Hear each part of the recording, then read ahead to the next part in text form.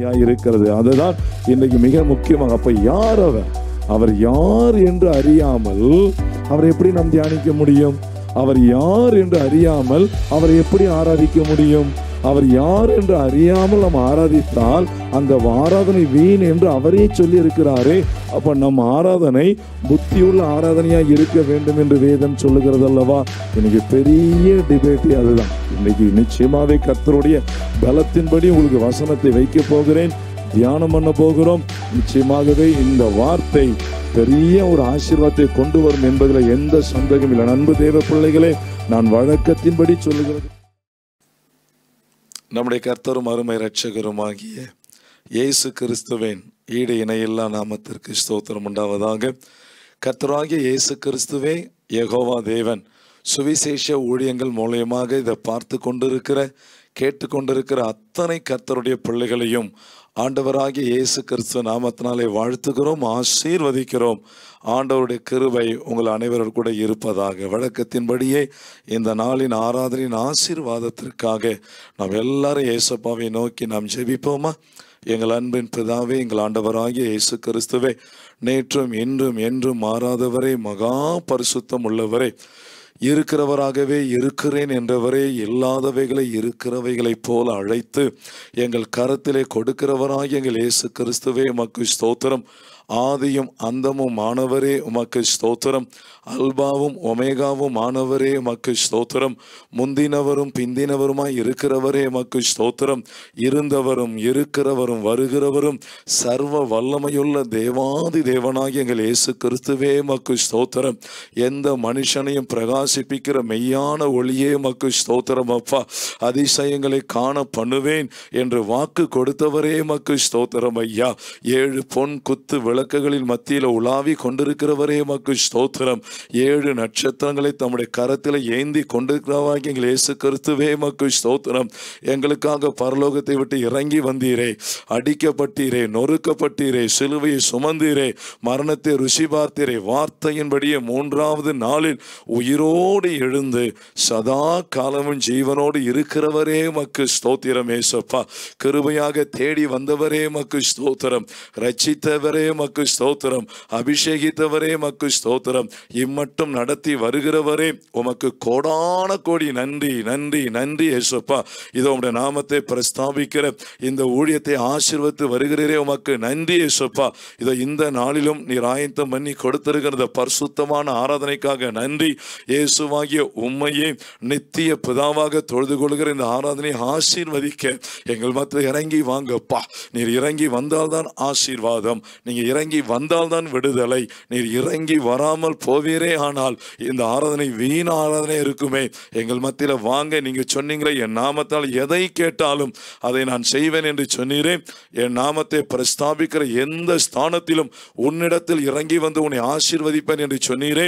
கர்த்தராகிய இயேசு கிறிஸ்துவின் நாமத்தால் வந்திருக்கிறோம். எங்கள் நடுவில் இறங்கி வாங்கப்பா. இறங்கி வந்து விட்டதுக்காய் ஸ்தோத்திரம். இந்த ஆராதனையை பொறுப்படுத்த நடத்துவதற்காய் ஸ்தோத்திரம். இந்த ஆராதனைக்கு விரோதமாய் போராட நினைக்கிற எல்லா பொல்லாத ஆவிகளை இயேசு கிறிஸ்து என்கிற உங்க வல்லமையுள்ள நாமத்தால் குட்டிந்தான் நாங்கள் அப்புறப்படுத்துகிறோம். நீர் பெருக வேண்டும், நாங்கள் சிறுக வேண்டும். இயேசுவின் நாமத்தினாலே ஆமேன், ஆமென், ஹல்லேலூயா. ஆண்டவராகிய இயேசு கிறிஸ்து தாமே நம்முடைய ஜெபத்தை கேட்டு இந்த ஆராதனை ஆசீர்வாதத்தை கொடுத்திருக்கிறார். இன்றைக்கு சற்று வித்தியாசமாக தேவனுடைய வார்த்தையே நாங்கள் முழுமையாக கொடுக்கக்கூடிய ஒரு சூழ்நிலை. ஏன்னால் கிட்டத்தட்ட ஒரு 10 நாட்களாக பார்த்தீங்கன்னா தொடர்ச்சியான ஊழியத்தின் மூலயமாக என்னுடைய தொண்டையும் கொஞ்சம் சற்று பிடித்து கொண்டது. ஆகையால் இன்றைக்கு தேவனுடைய வார்த்தை உங்களுக்கு முன்பதாக கொடுக்க போகிறேன். நிச்சயமாகவே இன்னைக்கு கொடுப்பேனா இல்லையா என்கிற ஒரு பெரிய ஒரு போராட்டம் இருந்தது. ஆனால் கர்த்தர் அந்த தடைகளை எல்லாம் நீக்கி போட்டு இன்னைக்கு தம்முடைய வார்த்தையை, மிக முக்கியமான வார்த்தையை கொடுக்கும்படியாக அடிமைக்கு கிருபை செய்திருக்கிறார். தயவுசெய்து இந்த வார்த்தையை நீங்கள் உன்னிப்பாய் கவனிங்கள். நிச்சயம் உங்கள் வாழ்க்கையில் ஒரு பெரிய ஆசீர்வாதத்தை இந்த வார்த்தை உங்களுக்கு கொண்டு வரும் என்பதிலே எந்த சந்தேகமும் இல்லை. நாம் வாசிக்க போகிறோம்.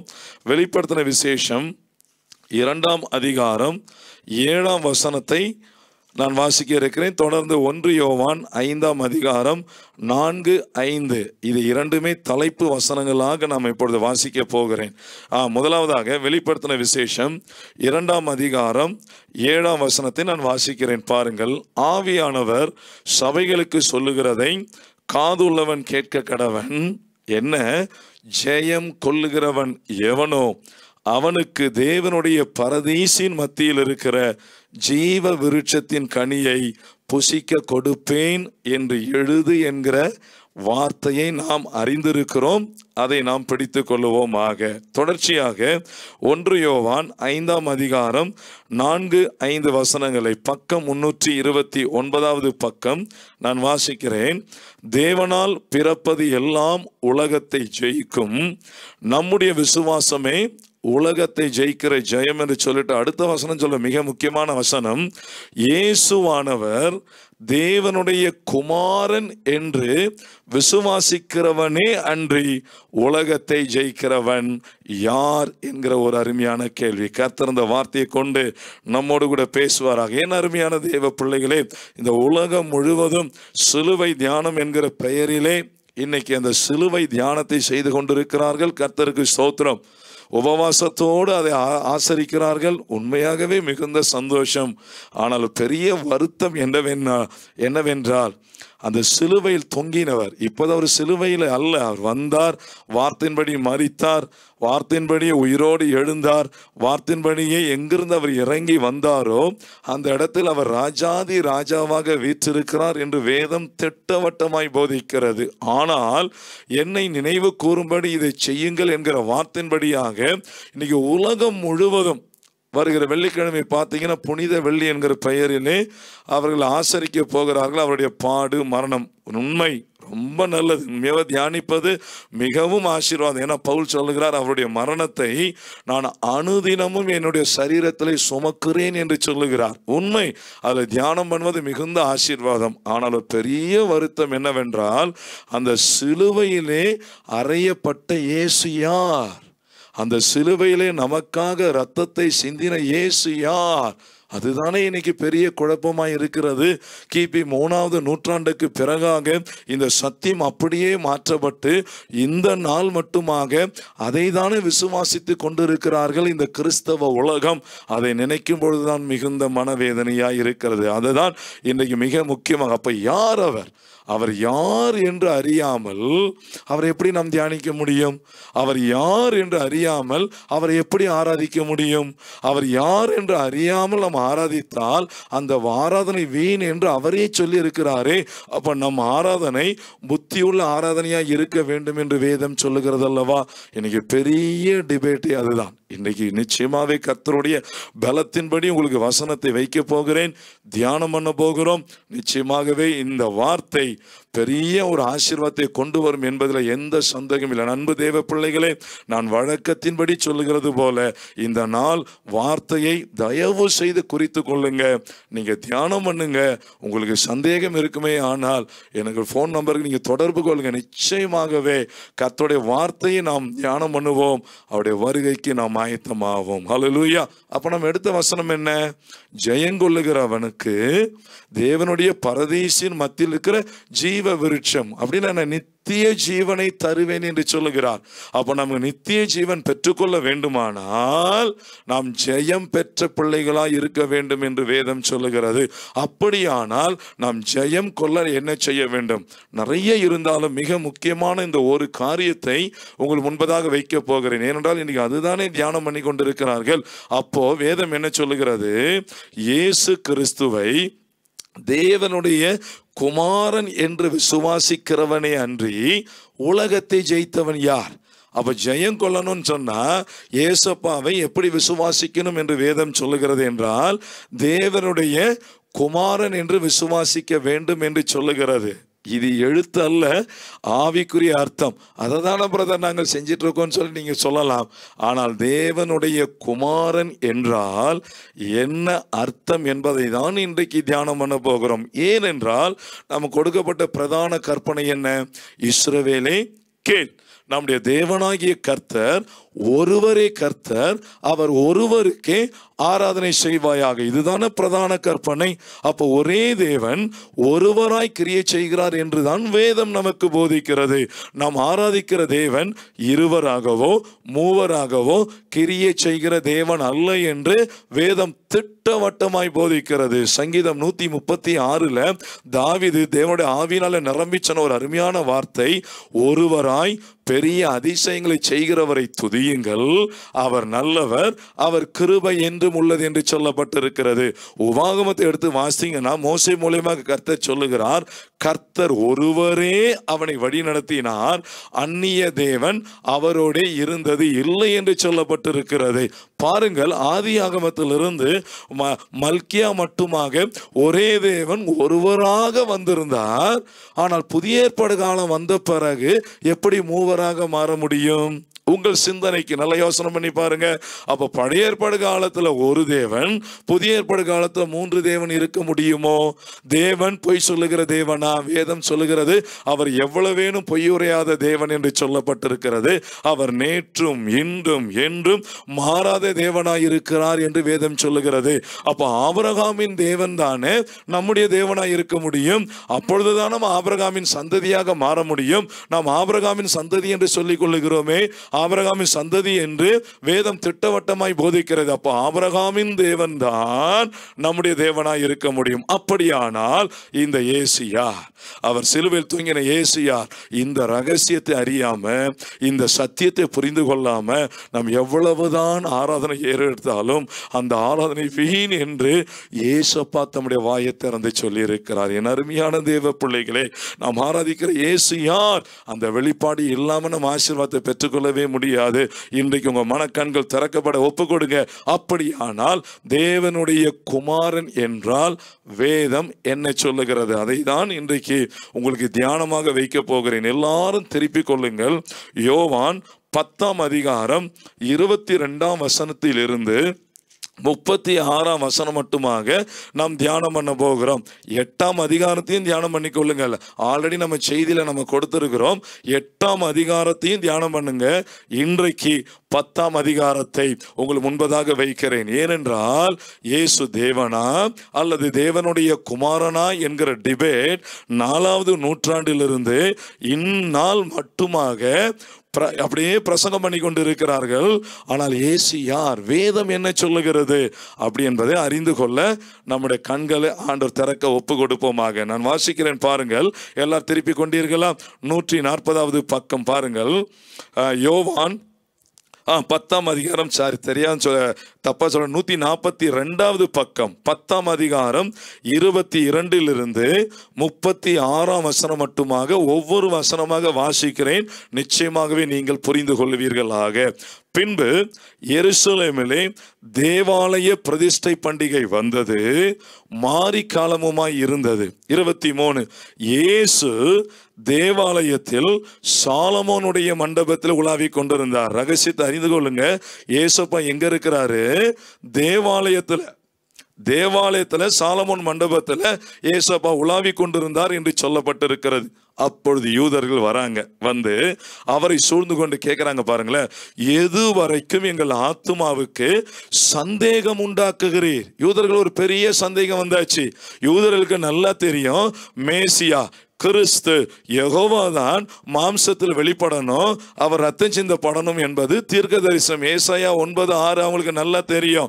நமக்கு ஒரு பாலகன் பிறந்தார், நமக்கு ஒரு குமாரன் கொடுக்கப்பட்டார், கர்த்தத்துவம் அவர் தோளின் மேல் இருக்கும், அவர் நாமம் அதிசயமானவர், ஆலோசனை கர்த்தர், வல்லமை தேவன், நித்திய பிதா, சமாதான பிரபு. அப்போ அவங்க நல்லா தெரியும், நித்திய பிதா தான் குமாரனாக வெளிப்பட வேண்டும் என்கிற தரிசனம் எல்லாம் அவங்களுக்கு தெரியும்.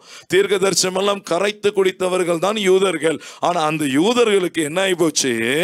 ஆத்துமால சந்தேகம் வந்துடுச்சு. ஏன் சந்தேகம் வந்தது என்பதை நம்ம பார்க்க போறோம். பாருங்க என்ன கேட்கிறாங்க, சந்தேகம் உண்டாக்குகிறீர், நீர் கிறிஸ்துவானால். எவ்வளவு அருமையான வார்த்தை. யூதர்கள் கேட்கிறாங்க, நீர் கிறிஸ்துவானால். கிறிஸ்து என்றால் யெகோவா, நீர் யெகோவாவானால், யெகோவா என்றால் நித்திய பிதா, நீர் பிதாவானால் எங்களுக்கு தெளிவாய் சொல்லும் என்றார்கள். அப்போ ஏசப்பா பேசின வார்த்தைகளை அவங்களால புரிந்து கொள்ள முடியல. ஏன் என்பதை வேதம் சொல்கிறது. சங்கீதம் 78 நீங்க வாசித்து பார்த்தால், என் வாயை நான் ஓமைகளால் திறப்பேன், மறைபொருள்களால் பேசுவேன், ஆனால் நான் அவர் தான் வெளிப்படுத்துவேன் என்று சொல்றார். அப்போ என் வாயை ஓமைகளால் திறப்பேன். அப்போ அவர் பேசின பிதா குமாரன், நான் குமாரன், பிதா என்னில பெரிய, நிறைய வசனம் இருக்கு, எல்லாமே ஓமையான வார்த்தைகளா இருக்கிறது என்பதை நீங்கள் மறந்து விடாதீர்கள். யோவான் 16ஆம் அதிகாரம் 25ஆம் வசனத்தை நீங்க வாசிங்கன்னா தெரியும். அழகா சொல்றாரு, இவைகளை நான் உங்களுடனே ஓமைகளாய் பேசுகிறேன், காலம் வரும் அப்பொழுது நான் ஓமைகளாய் பேசாமல் பிதாவை குறித்து வெளிப்படையாய் பேசுவேன் என்கிற ஒரு அருமையான தீர்க்கதரிசன வார்த்தையை மறந்து விடாதிருப்பீர்களாக. அப்ப இயேசுப்பா பேசின பிதா குமாரன் இது எல்லாமே ஓமை, எழுத்தின்படி அல்ல. ஏனென்றால் ஒரே தேவன் ஒருவராக தான் இருக்கிறார் என்று வேதம் சொல்லுகிற சத்தியத்தை மறந்து விட வேண்டாம். அதுதான் பேஸ், அதை பிடித்துக்கொள்ளும். அப்போ இதனோட ரகசியம் அறிந்து கொள்ளுவோம். அப்போ அவங்களுக்கு அந்த சந்தேகம் வந்தாச்சு. இன்னைக்கு நிறைய பேருக்கு அந்த சந்தேகம் தானே இருக்கு. ஆனா யூதர்கள் ஏசப்பா கிட்ட போய் கேட்டாங்க, அழகா அவர் வெளிப்படுத்துறாரு. அதை தான் தியானம் பண்ண போகிறோம். அதே மாதிரி யோவான் 14ஆம் அதிகாரத்துல தோமாக்கு அந்த சந்தேகம் வந்தது, பிலிப்புக்கு அந்த சந்தேகம் வந்தது. ஏசப்பா அழகாக வெளிப்படுத்தி கொடுக்கிறார். நீங்க 14ஆம் அதிகாரத்தை நீங்க வாசித்து பார்த்தீங்கன்னா உங்களுக்கு நல்லா தெரியும். அதுல பிலிப்பு சொல்றான், பிதாவை எங்களுக்கு காண்பியும், அது போதும் ஏசப்பா என்று சொல்லி அவன் சொல்றான். உடனே ஆண்டவர் சொல்ற, நீங்க நல்லா பாருங்க, இன்னைக்கு பிரசங்கம் பண்ற மாதிரி, இன்னைக்கு போதக மாதிரிலாம் பிரசங்கம் பண்ற மாதிரி, விசுவாசிக்கிற மாதிரி, பிதா ஒன்று ஒரு தேவன் ஒருவர் இருப்பாரே ஆனால் அவன் பிலிப்பு கேட்டதுக்கு ஏசப்பா என்ன சொல்லி இருக்கணும் நீங்க நல்லா யோசனை பண்ணி பாருங்க. பிலிப்புவே, பிதாவை நேரம் வரும்போது காண்பிக்கிறேன்னு ஒன்று சொல்லியிருக்கலாம். இல்லை பிலிப்பு, அது என்னால் முடியாது, நீயே முழங்காப்படிட்டு கேட்டுக்கோம் என்று சொல்லியிருக்கலாம் அல்லவா? ஆனால் அவருடைய பதில் தான் நமக்கு நித்திய ஜீவன். அவர் சொல்றாரு, பிரைஸ் தி லார்ட், பிலிப்புவே, நீ இவ்வளவு காலம் என்னுடன் கூட இருந்தும் என்னை அறியவில்லையா? என்னை கண்டவன் பிதாவை கண்டான். அப்படி இருக்க பிதாவை எனக்கு காண்பியும் என்று நீ எப்படி சொல்லுகிறாய்? இவ்வளோ ஒரு அருமையான வார்த்தை பாருங்க. பிலிப்பு மூலயமாவே ஒரு கேள்வி கேட்க வைத்து, பிலிப்பு மூலயமா பதில் கொடுத்து, நான் தான் நீங்க கேட்கிற பிதா என்பதை அவர் அழகாக அங்க வெளிப்படுத்தி கொடுத்தார். அதையும் நீங்கள் அறிந்து கொள்வீர்களாக. அப்ப இங்க இவங்க கேட்கிறாங்க, எங்களுக்கு ஏன் சந்தேகத்தை உண்டாக்குற? அப்ப சொல்றார் பாருங்க 25, இயேசு அவர்களுக்கு பிரதியுத்தரமாக, அதை நான் உங்களுக்கு சொன்னேன். மேல என்ன கேட்கிறாங்க, நீங்க கிறிஸ்துவானால் எங்களுக்கு தெளிவாய் சொல்லும் என்று அவர் அழகா ஆண்டவர் சொல்றாரு பாருங்க. நான் தான் உங்களுக்கு சொன்னேனே. இன்னைக்கு சொல்லி கொண்டு தானே இருக்கிறாரு, காலமாய் சொல்லி கொண்டு இருக்கிறாரு. இயேசு கிறிஸ்து ஒருவரே கிறிஸ்து, இயேசு கிறிஸ்து ஒருவரே மெய்யான தேவன், இயேசு கிறிஸ்துவே நித்திய பிதாவா இருக்கிறார். அவருக்கு மேலே ஒரு தெய்வம் அல்ல, அவருக்கு அடுத்ததாக ஒரு தெய்வமும் அல்ல, அவருக்கு சமானமான ஒரு தெய்வமும் அல்ல. பிதா, குமாரன், பரிசுத்த ஆவி என்பது தேவனுடைய தன்மைகளை தவிர இது தனிப்பட்ட நபர்கள் அல்ல என்று தம்மால் தெரிந்து கொள்ளப்பட்ட பிள்ளைகள் மூலமாக காலமாக கர்த்தர் அறிவித்துக் கொண்டுதான் வருகிறார். அவர் சொன்ன வார்த்தைப்படி, நான் தான் உங்களுக்கு சொன்னேனே, ஆனால் நீங்கள் விசுவாசிக்கவில்லை. ஹல்லேலூயா.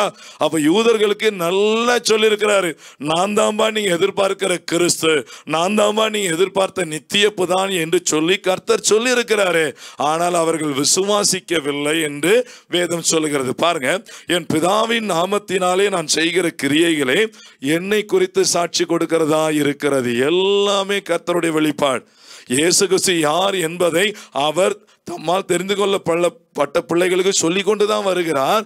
ஆனால் இன்னைக்கு விசுவாசிக்க தவறி விடுகிறார். என்று எப்படி யூதர்கள் தவறினார்களோ அதே மாதிரி தான் 4வது நூற்றாண்டிலிருந்து இன்றை மட்டுமாக பெருங்கூட்ட கிறிஸ்தவ கூட்டங்கள் இயேசுவை நித்திய பிதா என்று விசுவாசிக்க தவறி கொண்டிருக்கிறார்கள். பாருங்கள், ரொம்ப ஜாக்கிரதையா இருங்க. அதுதான் ரொம்ப மகிமையான காரியம். ஏனென்றால், நானே அவர் என்று நீங்கள் விசுவாசியா விட்டால் உங்கள் பாவங்களிலே சாவீர்கள் என்று யோவான் 8ஆம் அதிகாரம் 27ஆம் வசனத்துல ஒரு பெரிய நியாய தீர்ப்பு கொடுத்திருக்கிறார். அந்த நியாய தீர்ப்புக்கு நாம் தப்பிக்கொள்ள அழைக்கப்பட்டிருக்கிறோம்.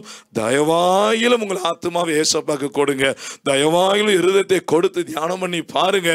ஏசப்பா ஒருவரே நித்திய பிதா என்ற விசுவாசத்துல கடந்து பாருங்க. நிச்சயம் நமக்கு நித்திய ஜீவன் உண்டு. ஹல்லேலூயா. ஆனாலும் நான் உங்களுக்கு சொன்னபடியே, இங்க பாருங்க எவ்வளவு அருமையான வார்த்தை. இந்த வார்த்தையை நம்ம தயவு செய்து மறந்து விட வேண்டாம். சொல்றாரு பாருங்க, ஆனாலும் நான் உங்களுக்கு சொன்னபடியே நீங்கள் என் மந்தையின் ஆடுகளாய் இராதபடியினால் விசுவாசியாமல் இருக்கிறீர்கள். அப்படின்னா என் ஆடுகள் என் சத்தத்திற்கு செவி கொடுக்குன்னு சொன்னாரு.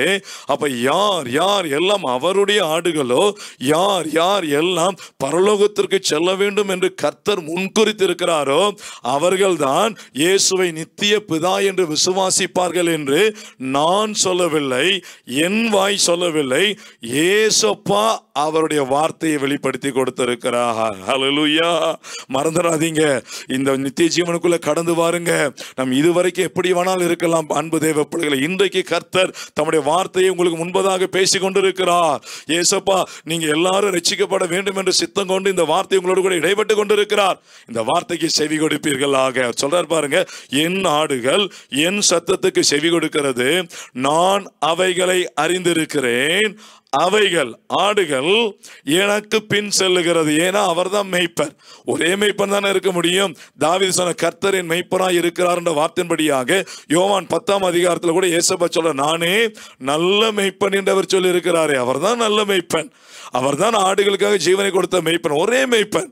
பழைய ஏற்பாடு காலத்துல தாவீதுக்கு மெய்ப்பராக இருந்த அதே யெகோவா தேவன் தான் இன்றைக்கு மாம்சத்துல இயேசுவாக வெளிப்பட்டு முழு உலகத்திற்கும் மெய்ப்பராக இருக்கிறார். மறந்து போகாதீங்க.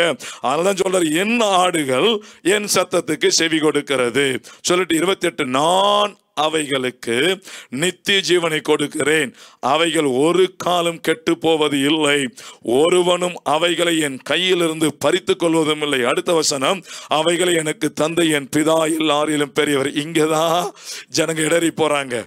அவர் தான் நான் தான் பிதான்னு சொல்றாரு, இங்க சொல்ற என் பிதா என்னிலும் பெரியவர். அப்ப இதெல்லாம் எடுத்து அதை யாருக்கிட்ட கேட்டு நம்ம கற்றுக்கொள்ளணும்?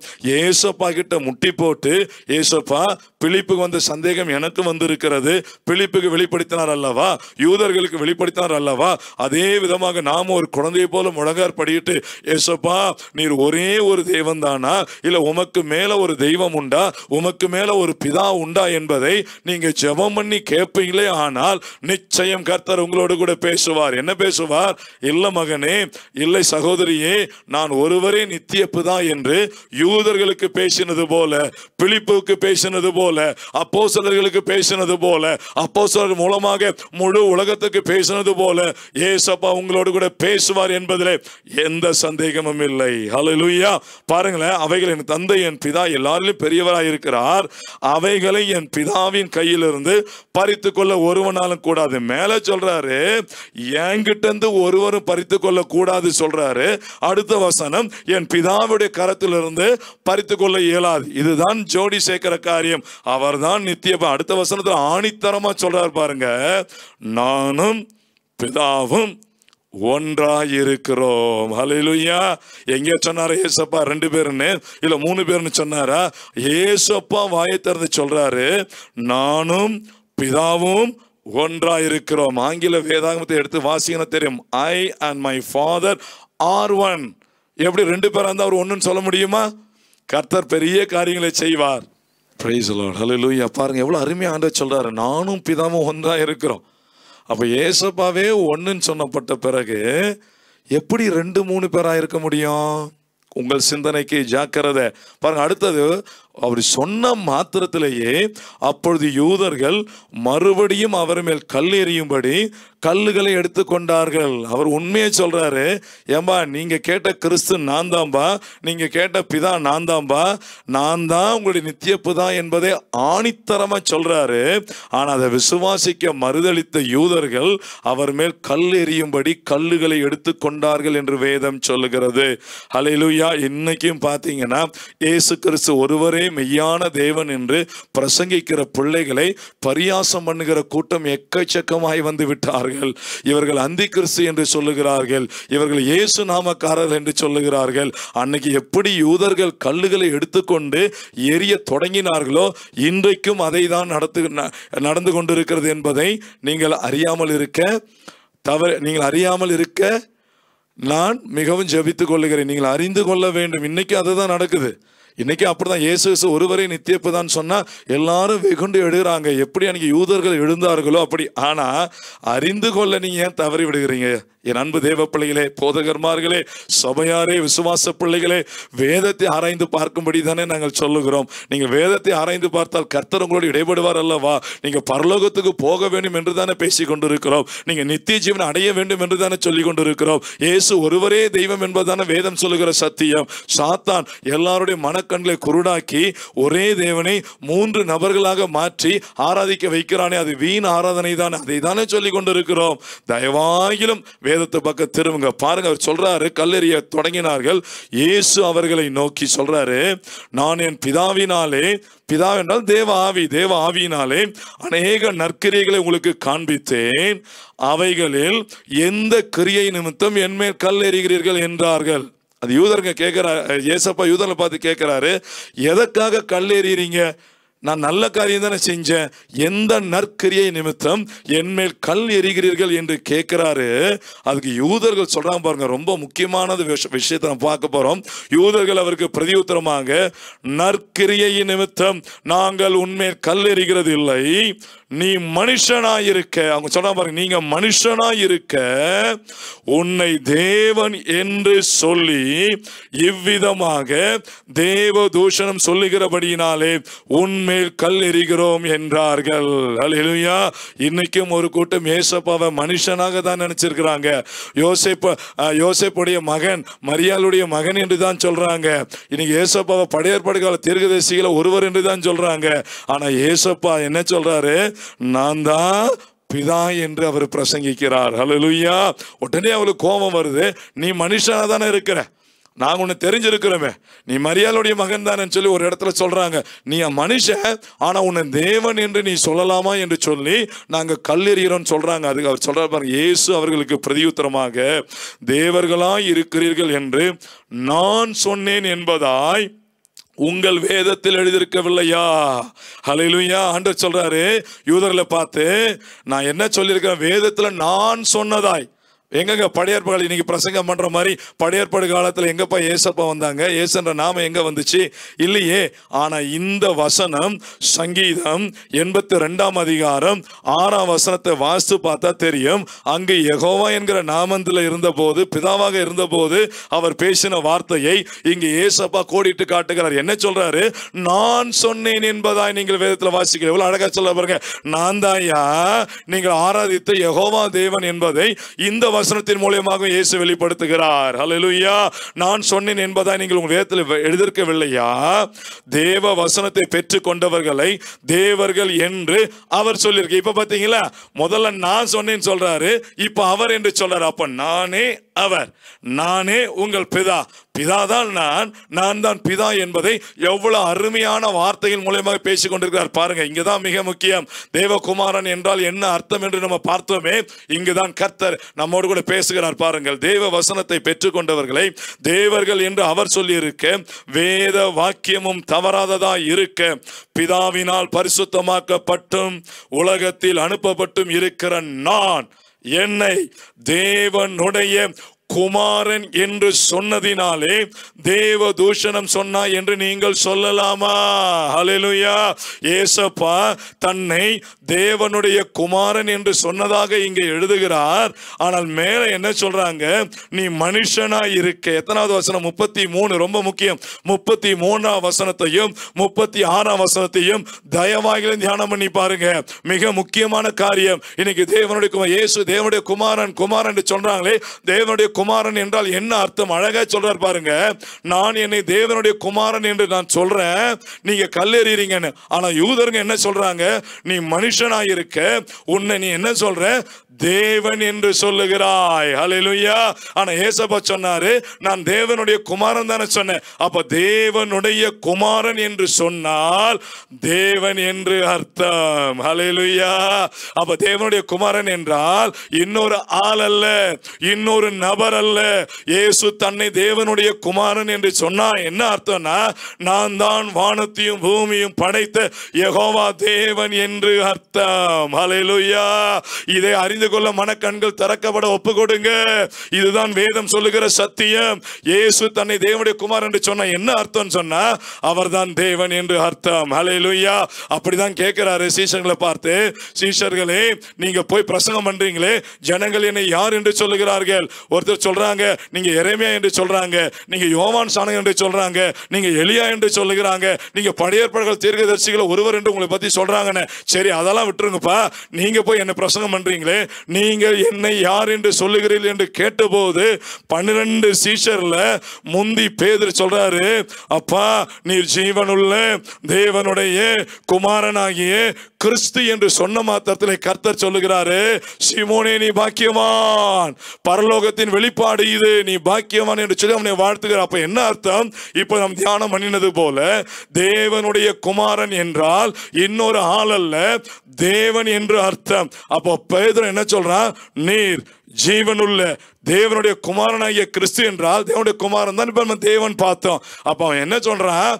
நீர் ஜீவனுள்ள தேவனாகிய கிறிஸ்து என்று அவன் இயேசுவை பார்த்து சொன்ன உடனே ஆண்டவர் சொல்றாரு, நீ பாக்கியவான், பரலோகத்தின் வெளிப்பாடு இது, மாம்சமும் இரத்தமும் இதை உனக்கு வெளிப்படுத்தவில்லை, இது பரலோக வெளிப்பாடு. இந்த கல்லின் மேல் என்னுடைய எல்லா காரியத்தை நான் செய்வேன் என்று சொல்லி அவனுக்கு தான் பரலோகத்தின் திறவுகோலை கொடுத்தார் என்று வேதம் சொல்லுகிறது. ஹல்லேலூயா.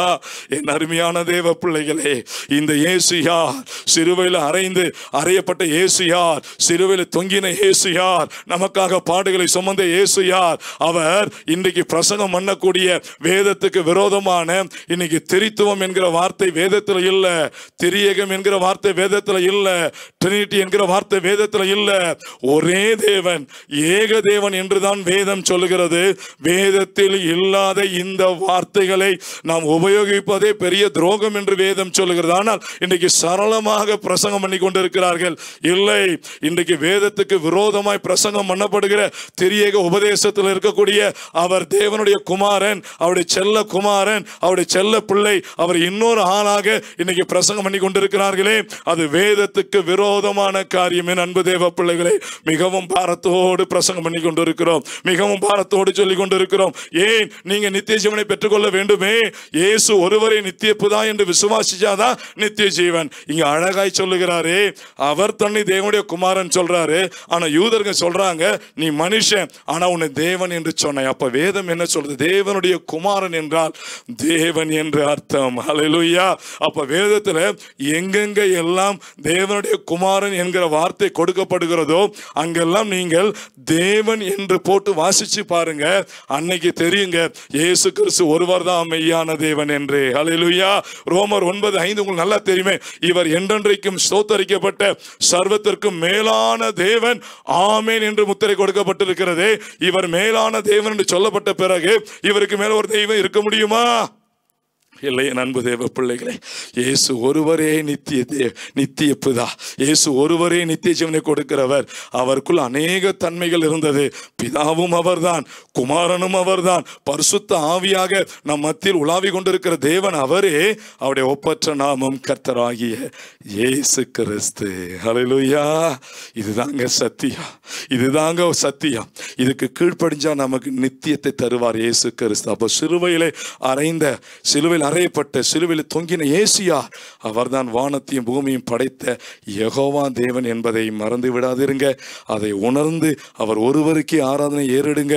இந்த திரியேகம், திரித்துவம், ட்ரினிட்டி என்கிற வார்த்தை வேதாகமத்தில் எழுதப்படவே இல்லைங்க. அந்த வார்த்தையை சொல்லுவதே நாம் தேவனுக்கு விரோதமாய் செய்கிற துரோகம் என்று வேதம் செய்யணும். விசுவாச துரோகம் பிந்தி நடக்கும் என்று சொல்லுகிறார். அதுதான் விசுவாச துரோகம். ஒரே தேவன் ஒருவராய் இருக்கிறார். அவருடைய நாமம் கர்த்தராகிய இயேசு கிறிஸ்து. அவர் தேவனுடைய குமாரன் என்றால் என்ன அர்த்தம்? தேவன் என்று அர்த்தம். ஹல்லேலூயா. நிச்சயமாகவே நீங்கள் உங்களுடைய மன கதவை திறந்து கொடுங்க, இந்த வேதத்தை வாசிங்க, இந்த பாயிண்ட்ஸ் எல்லாம் எடுத்து நீங்க தியானம் பண்ணி பாருங்க. நிச்சயம் இயேசுப்பா உங்களோடு கூட இடைப்படுவாராக. நாம் ஜெபிப்போமா? எங்கள் அன்பின் பிதாவே, எங்கள் ஆண்டவராகிய இயேசு கிறிஸ்துவே, நேற்றும் இன்றும் என்றும் மாறாதவரை, மகா பரிசுத்தம் உள்ளவரை, ஒருவராய் பெரிய அதிசயங்களை செய்கிறவரை, ஒருவராய் வானங்களை விரித்து பூமியை பரப்பினவரே உமக்கு நன்றி இயேசப்பா. இது முழு உலகமும் வருகிற வெள்ளிக்கிழமை உம்முடைய பாடு மரணத்தை தியானம் பண்ண போகிற நாளிலே அப்பா, தியானம் பண்ணுவது நல்லதுதான் அப்பா. ஆனால் சிலுவையில தொங்கின, சிலுவையில அறையப்பட்ட இயேசுவாகிய நீர் யார் என்கிற வெளிச்சம் இல்லாமல் ஆராதிப்பது அது வீண் ஆராதனை என்று இருக்கிறீரப்பா. அந்த ஆராதனையில் நீர் மகிமைப்படவே மாட்டேன் என்று வேதத்தில் எழுதி வைத்திருக்கிறீரப்பா. புத்தியுள்ள ஆராதனையிலே தான் நீர் மகிமைப்படுவீர் என்று சொல்லியிருக்கிறீரே. இன்றைக்கு எங்கள் பிள்ளைகளுடைய மனக்கண்கள் திறக்கப்படுவதாக. இயேசு யார்? அவர்தான் நித்திய பிதா. இயேசு யார்? அவர்தான் யெகோவா தேவன். அவர்தான் வானத்தையும் பூமியும் படைத்த தெய்வம். அவருக்கு மேலே ஒரு தெய்வம் அல்ல, அவருக்கு கீழே ஒரு தெய்வம் அல்ல, அவருக்கு சமமான ஒரு தெய்வம் அல்ல. அவர் ஒருவரே பெரியவர் என்கிற விசுவாசத்துக்குள்ளாக எங்கள் பிள்ளைகள் எல்லாம் கடந்து வரட்டும் அப்பா. யாக்கோபிலே எழுதப்பட்டிருக்கிறதே, தேவன் ஒருவர் உண்டு என்று விசுவாசிக்கிறாய். அப்படி செய்கிறது நல்லதுதான். பிசாசுகளும் விசுவாசித்து நடுங்குகின்றன என்கிற வார்த்தையின்படியாக அத்தனை கோடி பிசாசுகளுக்கும் தெரியும் அப்பா, ஒரே ஒரு தேவன் தான் இருக்கிறார். அந்த ஒரே தேவனுடைய ஒப்பற்ற நாமம் கர்த்தராகிய இயேசு கிறிஸ்து என்று கோடான கோடி பிசாசுகளுக்கு தெரிகிற அந்த சத்தியம் எங்க பிள்ளைகளுக்கு தெரியாமல் மனக்கண்கள் குருடாகப்பட்டு இருக்கிறதே. எல்லாருடைய மனக்கண்கள் திறக்கப்படுவதாக. மனக்கண்களை குருடாக்கி இருக்கிற பிசாசின் பிடியிலிருந்து முழு உலகத்தையும், கிறிஸ்தவ உலகத்தையும் இயேசுவே இன்றைக்கு நீர் விடுதலை ஆக்குவீராக. ஆமையா, கிருபையாக அப்போஸ்தலர் கொடுத்த அந்த உபதேசத்தை எல்லாருடைய மனக்கண்கள் திறந்து அவர்கள் புரிந்து கொள்ள கிருபை செய்யும். இன்றைக்கு பிள்ளைகளோடு கூட பேசிக் கொண்டிருக்கிறீரே, பிள்ளைகள் இதை தியானம் பண்ணட்டும் ஐயா. வேதத்தை வைத்து தியானம் பண்ணி இயேசுப்பா உம்மிடத்தில் கேட்கட்டும், உம்முடைய அபிஷேகத்தை பெற்றுக்கொள்ளட்டும், உம்முடைய வல்லமையை பெற்றுக்கொள்ளட்டும், உம்முடைய அக்கினியை பெற்றுக்கொள்ளட்டும். நீர் ஒருவர் தான் மெய்யான தேவனுடைய விசுவாசத்தில் கடந்து வரட்டும். அப்பொழுது ஆராதிக்கிற ஆராதனை புத்தி உள்ள ஆராதனை இருக்கும் அல்லவா. எல்லா ஊழியக்காரருடைய மனக்கண்கள் திறக்கப்படுவதாக, எல்லா சபைகளுடைய மனக்கண்கள் திறக்கப்படுவதாக, எல்லா விசுவாச பிள்ளைகளுடைய மனக்கண்கள் திறக்கப்படட்டும். எல்லாரும் உண்மையான சத்தியத்துக்குள்ள வரட்டும் அப்பா. உம்முடைய வருகை மிகவும் சமீபமாக இருக்கிறபடியாலே எங்க பிள்ளைகள் எல்லாரும் உண்மையான ரட்சிப்பை பெற்றுக்கொண்டு ஜெயம் கொள்ளுகிறவன் அவனுக்கு நித்திய ஜீவன் உண்டு, தேவனுடைய பரதேசின் மத்திய ஜீவ விருட்ச கனியை புசிக்க கொடுப்பேன் என்று சொன்னீரே. எல்லாரும் நித்திய ஜீவனை பெற்றுக்கொள்ள கிருபை செய்யும், ஆசீர்வதியும். நீர் அப்படியே செய்வதற்காக உமக்கு ஸ்தோத்திரம். இயேசு கிறிஸ்து என்கிற உங்க நாமத்தில் இவைகளை கேட்கிறோம் இயேசையா. ஆமேன், ஆமேன். சேர்ந்து சொல்வோமா? என் ஆத்துமாவே கர்த்தரை ஸ்தோத்தரி, என் முழு உள்ளமே அவருடைய பரிசுத்த நாமத்தை ஸ்தோத்தரி. என் ஆத்துமாவே கர்த்தரை ஸ்தோத்தரி, கர்த்தர் செய்த சகல உபகாரங்களையும் மறவாதே. ஆமேன், ஆமே. ஹல்லேலூயா. இயேசுவின் நாமம் இனிதான நாமம், இணையில்லா நாமம், இன்ப நாமம். எங்கள் இயேசுவின் நாமம் இனிதான நாமம், இணையில்லா நாமம், இன்ப நாமம். சாத்தானின் சேனையை ஜெயித்திட்ட நாமம், சாபப்பு சாசை துரத்திடும் நாமம். சாத்தானின் சேனையை ஜெயித்திட்ட நாமம், சாபப்பு சாசை துரத்திடும் நாமம். இயேசுவின் நாமம் இனிதான நாமம், இணையில்லா நாமம், இன்ப நாமம். ஹல்லேலூயா. God bless you.